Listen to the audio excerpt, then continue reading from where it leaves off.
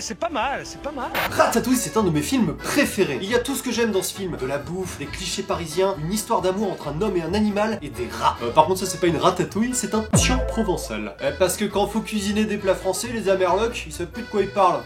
Ils se disent ce cassoulet. Bon après c'est vrai que ratatian provençal, ça marchait moins bien. Mais aujourd'hui, on n'est pas venu parler de Rémi à Paris, mais dans ce cousin éloigné, Fassol à Rio. Laissez-moi vous présenter ce chef-d'œuvre, Ratanouille. Ils ont juste changé une lettre, comme quoi c'est facile de faire une parodie. Je serais pas étonné s'ils nous sortent Robin des Bols, La Belle et la Bite ou Le Roi Fion. Sinon j'avais aussi le beau cul de Notre-Dame. Oh si, elle est bien. Ratanouille est une copie évidente du film de Pixar, comme il y en a beaucoup, avec encore et toujours le même but, se faire du fric sur le géant américain. Produit par le studio brésilien Video Brinquedo. Petit studio qui aujourd'hui a changé de nom et s'est reconverti dans le divertissement pour enfants sur YouTube. Allez, bon... Petite parenthèse, mais je suis quand même curieux de voir ce qu'ils font aujourd'hui. On va revenir au sujet, hein? Allez. Le film s'ouvre sur un générique d'intro qui nous annonce la couleur. Jaune pisse, visiblement. Attends, il est de cette couleur ton pipi? Bah ouais. Mais faut qu'on aille à l'hôpital là tout de suite. On n'a pas de temps à perdre. On peut y admirer une cuisine vide, un mur vide, un lavabo vide, des patates et 30 kilos de sel. Puis s'ensuit une voix off qui nous explique que l'on se trouve à Rio. Rio de Janeiro, la superbe cité, capitale de soleil et de chaleur. Elle bénéficie d'un des plus beaux paysages au monde. Attends mais... c'est la voix de Kratos ça? Mesdames, un peu de tenue s'il vous plaît. Le juge a dit que tu venais chez moi un samedi sur 2 et aujourd'hui c'est mon tour. Ils ont pas le budget pour animer des rongeurs, mais ils ont le budget pour Frédéric Soutrel. Et il joue une sauterelle dans le film ou quoi?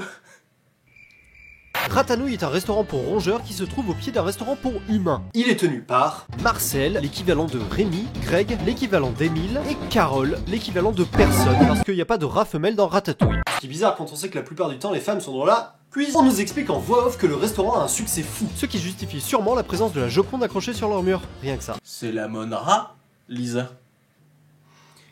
Tous les clients sont hyper satisfaits de la nourriture et en vantent les mérites sans arrêt. En même temps, comment ne pas se régaler? Regardez ces magnifiques plats. C'est dégueulasse. Petit chef, dans le net pour impressionner le nouveau critique culinaire. À toi de jouer.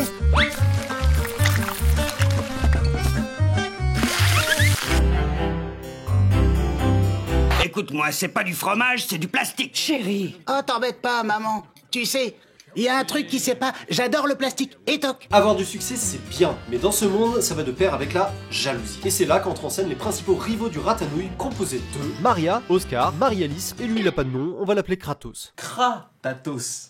Hein? C'est comme Ratatouille mais avec un K. Ah non merde, ça marche pas. Leur but, mettre le doigt sur la recette secrète du Ratanouille. Et pour y arriver, ils ont mis en place un plan brillant de technicité. Tenez-vous bien, c'est assez compliqué à suivre. Demandez la recette secrète du Ratanouille.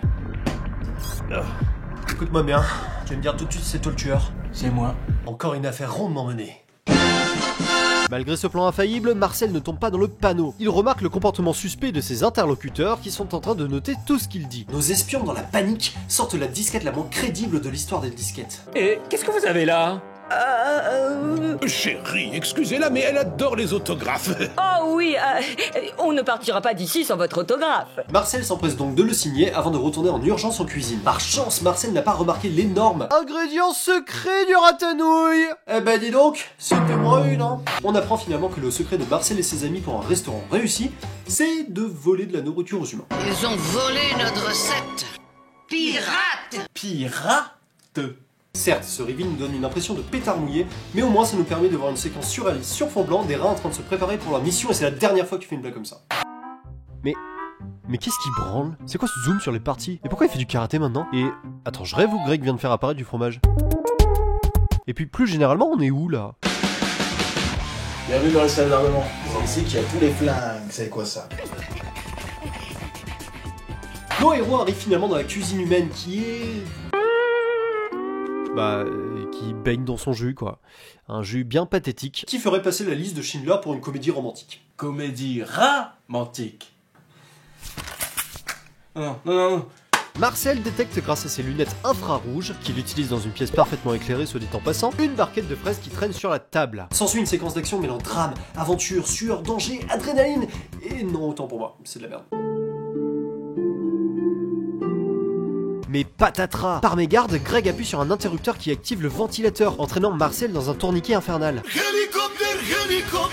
Sauf que Greg décide de sauter à la rescousse de son pote Marcel. Super, maintenant il y a 2 personnes à sauver. Et malgré les consignes plus que claires de ses 2 amis, Carol n'est pas foutue d'appuyer sur l'interrupteur. On peut dire qu'ils sont faits comme des... Eh, c'est vrai. Elle finit tout de même par les sauver, et ils rentrent tous sains et saufs chez eux, et leur secret est bien gardé. À moins que... Et oui, car dans l'ombre, un horrible stratagème se prépare. Nous devons contre-attaquer. Nous n'avons pas le choix, il faut détruire Ratanouille. Nous pourrons échafauder un autre plan. Sans parler du fait que cela est en train de nous coûter une fortune. On mange chez lui quasiment tous les jours, je vous rappelle. Bon, c'est pas les méchants les plus fut-fut du cinéma. Maria a même oublié son carnet d'espionne sur la table du resto. La conne! Par chance, le restaurant est resté ouvert dû à une légère mégarde du serveur. Je sais que j'ai un truc à faire avant de rentrer, mais quoi? Oh, ça y est, j'ai oublié, mais bon, c'est pas très grave. Une fois à l'intérieur, elle remarque que la porte de la cuisine est également ouverte. Et c'est là qu'elle va surprendre Marcel fouillé dans la cuisine humaine. Elle s'empresse de fuir avant d'être repérée pour prévenir ses complices. Marcel et sa team, ignorant que leur secret n'en est plus un, reviennent en cuisine avec cette unique fraise qui, d'après eux, est suffisante pour le menu de la semaine. Ce qui soulève cette question. Était-ce vraiment utile de braver autant de dangers pour ce résultat, alors qu'ils ont du fromage, une carotte, des radis, une grosse tomate, des olives, etc. Si on suit leur propre logique, ils ont déjà de la bouffe pour les 6 prochains mois. Mais non, cette semaine ce sera... coulis de fraises, une fine couche de craquant à la fraise, une magnifique mousse à la fraise, une deuxième couche de craquant, une superbe gelée à la fraise, et bien sûr une brochette croustillante à la fraise, que l'on va saupoudrer de copeaux de fraises pour décorer. Sans surprise, les clients commencent à saturer en fraises, donc Marcel et les gros nulos repartent en mission. Sauf que cette fois-ci, ils vont tomber sur un os. Et oui, les gros vilains ont bien travaillé cette semaine, car ils ont foutu le sbeul dans le restaurant des humains au péril de leur vie. Guili, oulala, le gros pied. Pour que ces derniers installent des pièges dans la cuisine. C'est un plan astucieux, mais pour ma part, si je vois 5 rats dont un avec une moustache, je cherche pas à comprendre, je lui éclate la bouche et je brûle le resto. Mais ce ne sont pas quelques tapettes à souris qui vont faire peur à notre héros. Marcel se lance et paf, il meurt. Non, je déconne, il va bien. Il jette ensuite son dévolu sur une sublime tablette de chocolat à côté de l'évier, qui doit être coupé au plomb vu la difficulté avec laquelle il essaye de la soulever.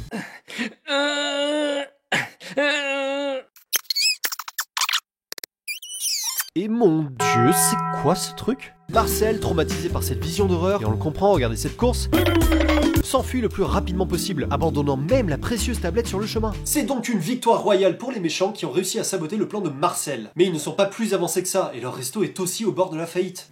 Comment on pourrait faire pour pallier à ce problème? Mais la prochaine étape, c'est quoi? Je vous rappelle que vous n'aviez pas eu le courage d'aller dans la cuisine alors qu'il n'y avait pas encore de piège. Oh, mon ami, nous connaissons très bien nos maris, hein. Qu'est-ce que c'est que cette histoire? Êtes-vous en train d'insinuer que nous n'avons pas de couilles? Non, il dit pas ça, mais c'était marrant. Donc les méchants décident d'aller eux aussi voler de la nourriture aux humains, alors qu'ils viennent de faire installer des pièges partout. C'est complètement con. Et puisque Marcel et les scénaristes n'ont pas d'autre idée, ils vont retourner dans la cuisine. Voilà, il n'y a pas de plan B, c'est tout dans le plan A. Et puis si ça marche pas, on peut toujours essayer le plan A. Ou le plan A. À voir. On a donc les 2 camps qui vont au même endroit, au même moment. Voilà, niveau suspense... Oppenheimer. Pour cette ultime mission, Marcel part détourner l'attention du gros matou pour que les autres puissent voler sans crainte. Et après une course-poursuite nulle et très mal montée, le Garfield des enfers finit par le coincer. Et Pompon qui fait déborder le vase, Greg et Carol se font encercler par les bad guys armés de cure-dents. Mais Greg est plein de ressources et c'est un orateur hors pair qui sait apaiser les conflits. Mais pourquoi? Vous avez bien vu qu'il y avait assez de fromage pour nous tous, vous n'avez qu'à vous servir. Il a complètement raison. J'irai pas en prison. Non. Non. Écoute garçon, c'est pour ton bien. Vous avez raison, on a un très bon système judiciaire ici, qui me permettra de me réinsérer dans la société une fois que je serai prêt. Et c'est à dos de chat que Marcel arrive en héros pour sauver ses partenaires commerciaux. Et oui, Marcel et le chat sont devenus super potes grâce à un système de troc. Marcel a un sandwich, Gros Matou aime les sandwichs. C'est QFD. Peu de temps après ces événements, le restaurant Ratanouille affichait à nouveau complet. Tout était redevenu normal, ou à peu près. J'avais dit... ou à peu près. Non. Ah oui, et les vilains pas beaux vont finir leur jour comme rats de laboratoire. Ce qui n'a pas l'air d'inquiéter leur conjointe. J'ai entendu dire qu'ils étaient bien traités. Je sais. Ça y est, c'est fini, mais il y a encore beaucoup à dire. Déjà, l'évidence, ce film est nul à chier. Les événements sont tous dans le désordre, ce qui perturbe complètement la compréhension du spectateur. Et pour le bien de la vidéo et des internautes, on est obligé de trier ces informations dans l'ordre pour que vous puissiez comprendre un minimum ce qui se passe dans le film. Parce que si on devait suivre la trame du film, on serait complètement paumé. Par exemple, la scène où le serveur oublie de fermer la porte se trouve après la scène où Maria récupère son carnet. Donc normalement, quand Maria est rentrée récupérer son carnet, le serveur était encore sur place. Bonsoir. D'ailleurs, elle va chercher son carnet au beau milieu de la nuit, et quand elle revient, il fait jour. Donc soit ils ont passé la nuit dehors à l'attendre sans s'inquiéter, soit c'est un oubli des scénaristes. Et on nous parle des humains pendant tout le film, mais on ne les voit quasiment jamais. Ils n'existent que pour poser des pièges dans leur cuisine. Et aussi les burgers au début, là. Bah quoi? Bah au niveau de l'échelle, il y a un problème. Pour nous, ce serait des mini burgers. C'est tout petit. Visuellement, le film est atrocement laid. Que ce soit l'animation de bouche avec ses museaux qui sautent constamment, ou les sacs à dos directement texturés sur la peau. Oh là là, mais qu'est-ce qu'il fait là? Il est déjà... Tiens, le v'là. Excuse-moi Hervé, je suis en retard, j'étais à mon cours de lecture et figure-toi que je ne sais pas lire. En plus d'être mal animé et mal texturé, le design des personnages est catastrophique. Pour information, le character design, c'est l'art de donner de la profondeur à un personnage par le biais du design. En quelques traits, on peut signifier beaucoup de choses. Si un personnage est méchant, on va plutôt lui donner des formes anguleuses, triangulaires. A l'inverse, s'il est naïf, sensible ou gentil, il aura des courbes plus rondes, plus enveloppées. Tous ces petits détails vont être décisifs pour donner vie à un personnage et lui ajouter une histoire, un vécu. Pour Ratatouille par exemple, ils ont pensé chaque forme, courbe et expression en fonction de l'écriture. Gusto, c'est un bon gars, donc il a des formes rondes partout. Ego, il fait peur, il est très anguleux. Et dans Ratanouille, on a Carole, qui est rose, parce que c'est une fille, et Marcel qui est bleu, parce que c'est un garçon. Et ça va pas beaucoup plus loin que ça. Et je saurais pas trop donner une signification à ces énormes nez qu'ont les rats, qui ont l'air de couvrir la moitié de leur vision. Ov, tu es Marcel de Ratatouille. Bon après, vu comment c'est éclairé, il loupe pas grand chose. Non mais sans déconner, tu plisses un peu des yeux et c'est Five Nights at Freddy's. Et les décors dans lesquels évoluent les persos sont tristes à mourir. Les cuisines sont vides et dégueulasses. Regardez-moi ce sol et ces couverts là. S'il y avait un équivalent Philippe Etchebest en rongeur, ça se passerait pas comme ça. Qu'est-ce que c'est que ce bordel? Tu m'as fait manger ça? Ouais mais bon, c'est parce que j'avais plus de pain. Oh merde, c'est con ça! Regarde! Oui. Mais c'est dégoûtant! Regarde ça, ça fait combien de temps que tu l'as pas nettoyé? Oh, 2 jours peut-être. 2 jours? Ça fait pas 2 jours mon grand! 3 mois après son passage, Philippe est mort d'une intoxication alimentaire. Malgré tout, le restaurant accueille de plus en plus de monde. Marcel est devenu intermittent du spectacle, mais en ce moment c'est compliqué de trouver du boulot. Voilà, c'était Ratanouille par les studios vidéo Brinkedo et c'était éclaté contre un bus. Comment leur en vouloir? Ils ont vu le trailer de Ratatouille et se sont lancés directement en production. Essayons de deviner vaguement de quoi va parler le film pour surfer sur la hype et le sortir avant Pixar. Et on pourrait penser que ça ne sert à rien et que les gens ne sont pas dupes, mais si l'on en croit Wikipédia, lors de la sortie de Little Cars, une autre production de vidéo Brinkedo, le studio aurait vendu plus d'1 million de copies le premier mois au Brésil et aux alentours de 5000 copies par semaine aux US. Bon après, il n'y a pas de source pour ces infos, mais ça devait être quand même assez conséquent parce qu'ils ont fait 7 suites à Little Cars. Même Pixar, ils se sont arrêtés au 3ème. Voilà, j'espère que cette vidéo vous aura plu, en tout cas moi j'ai adoré. N'hésitez pas à la partager sur tous les réseaux sociaux possibles, likez la vidéo pour le soutien émotionnel ou soutenez-nous sur Patreon ou Tipeee pour le soutien financier. En attendant la prochaine vidéo, n'hésitez pas à mettre un commentaire, mais positif uniquement, lire de la négativité me donne envie de me lancer dans la restauration et de plonger mes boules dans la friteuse. Allez, salut! C'est le dessert que sert l'abominable Ratanouille à l'abominable enfant casse-couille amoureux de plastique. C'est le dessert que sert l'abominable Ratanouille à l'abominable enfant casse-couille amoureux de plastique. Ratatata, ratatata, ratatouille.